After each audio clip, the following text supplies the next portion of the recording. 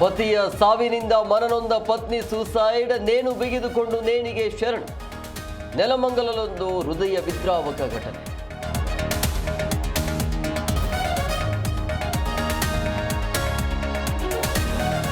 ಧರ್ಮಶಾಲಾದಲ್ಲಿ ತುಮಕೂರಿನ 4 ಆತ್ಮಹತ್ಯೆ. ಕೊಲೆ ಕೇಸಲ್ಲಿ ವಾರಂಟ್ಗೆ ಹೆದರಿ ಸೂಸೈಡ್ ಶಂಕೆ. ಬಿಹಾರಕ್ಕೆ ಪ್ರವಾಸ ತೆರಳಿದ್ದಾಗ ದುರಂತ.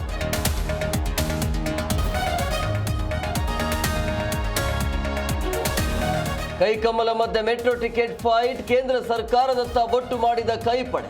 ಕೇಂದ್ರದಿಂದ ದರ ಏರಿಕೆಗೆ ಬ್ರೇಕ್ ಎಂದ ತೇಜಸ್ವಿ ಸೂರ್ಯ.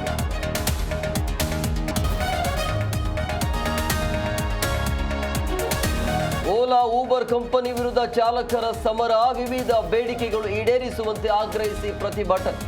ಕಠಿಣ ರೂಲ್ಸ್ ಮಾಡುವಂತೆ ಕೇಂದ್ರಕ್ಕೆ ಮನವಿ.